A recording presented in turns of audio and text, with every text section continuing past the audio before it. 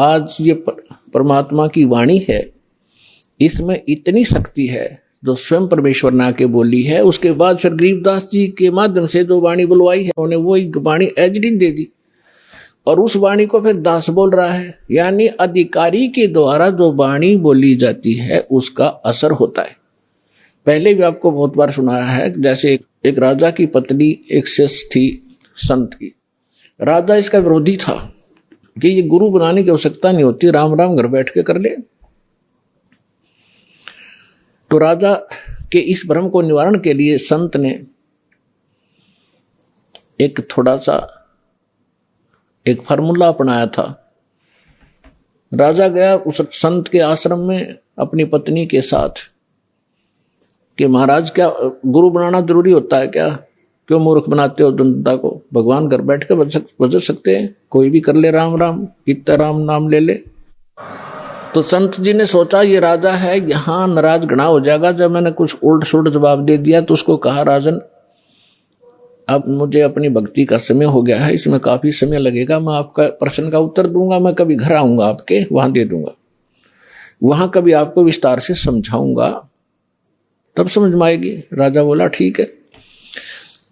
दिन निश्चित हुआ, राजा बैठ गया सिंहासन पर जच के, संत के लिए आसन लगवा दिया।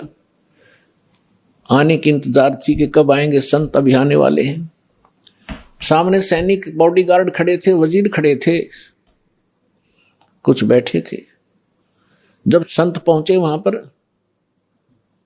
और वहां उपस्थित सभी सैनिक जो खड़े थे उनको कहा संत ने कि ए सैनिकों, ए सिपाहियों, इस व्यक्ति को अरेस्ट करो। राजा की तरफ संकेत किया।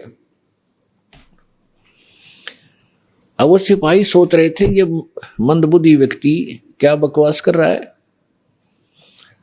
उस संत ने दूसरी बार फिर कहा, तीसरी बार फिर कहा, लेकिन कोई टस से मस नहीं हुआ। राजा ने सोचा इसका दिमाग खराब हो गया इस संत का, ये मेरा राज हथियाना चाहता है। राजा ने कहा कि इसको अरेस्ट करो, सैनिकों को। यही शब्द उसने बोले, यही वो संत बोल रहा था। राजा के कहते ही उस संत को 4-5 सिपाहियों ने आके जकड़ दिया। अगले आदेश की इंतजार थी, अब इसका करें क्या। तब संत ने कहा कि हे राजन, तुम घर आए व्यक्ति का ये ऐसा ही सलूक करते हो क्या? राजा ने कहा कि आप क्या कर रहे थे? कि मैं आपके प्रश्न का उत्तर दे रहा था कि आपका प्रश्न ये था, क्या घर हम खुद भक्ति नहीं कर सकते?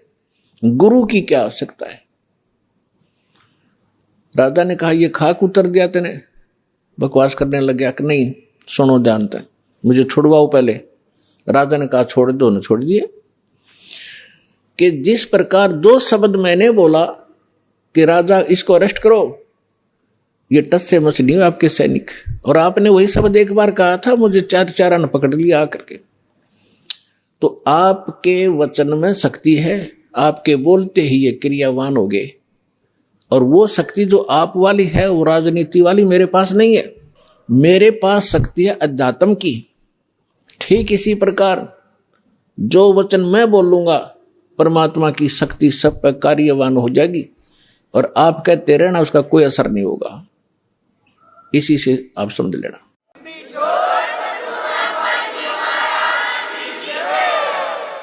तो इसी प्रकार ये दास उस परमात्मा का कृपा पात्र है, उसी की कृपा से ये सच्चा ज्ञान आप तक पहुंच पा रहा है। तो उस परमात्मा का आदेश और फिर इस दास के मुख से आगे चलेगा, ये सर्व प्राणियों का कल्याण करेगा। इसका तरीका देखो, परमात्मा ने कैसा एक अनोखा तरीका अपनाया है। कैसे चिप बनवा दी, मेमोरी कार्ड जिसको कहते हो, टेलीविजन प्रोजेक्टर बनवाए, इंटरनेट, वेबसाइट, यूट्यूब बनवा दी।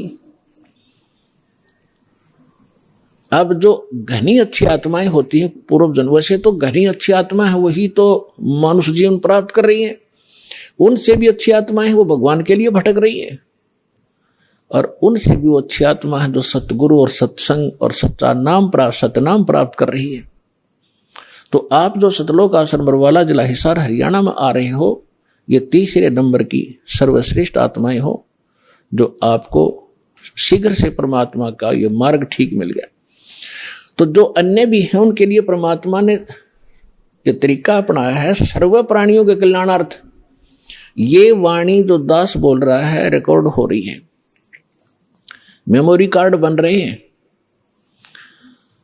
टीवी पर चल रहे हैं, आप घर पर चलाते हो, पशु पक्षी भी होते हैं, चींटियां भी होती हैं, मच्छर माखी भी होती है, उन सब के ऊपर ये वाणी अपना प्रभाव करेगी।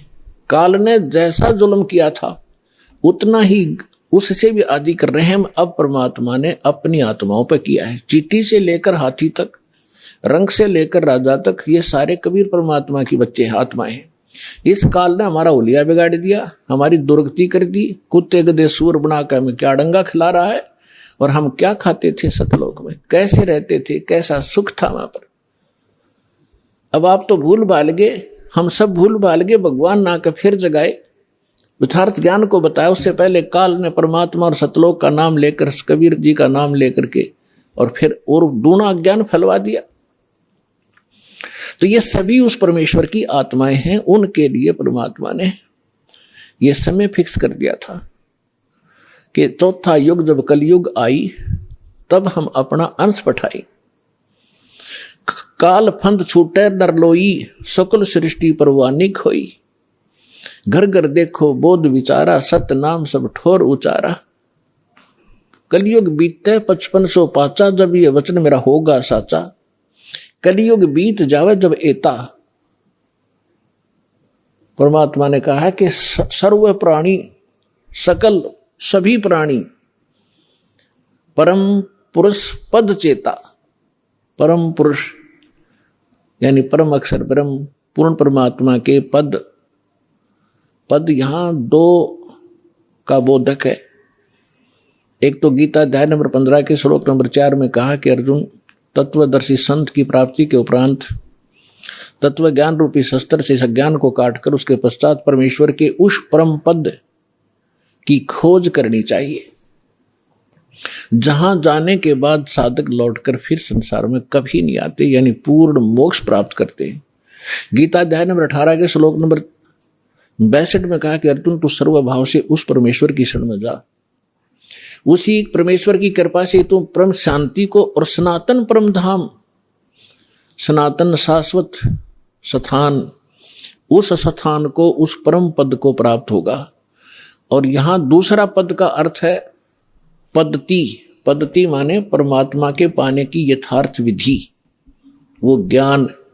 तो परमात्मा कहते हैं कि कलयुग बीत जावे जब एता, 5505 कलयुग जब बीत लेगा, उसके पश्चात पूरे सभी सकल सृष्टि, सारे प्राणी परमेश्वर के उस परम पद के चेता होंगे। चेता माने जानकार, ज्ञाता। और सतनाम सब ठोर उचारा। आज तक सतनाम ये क्या करते थे, न कख नहीं पता सतनाम है क्या चीज। सतनाम 2 अक्षर का मंत्र है, जिसमें एक ओम है, एक तत् है। ये मूल मंत्र है जो दास आपको देता है।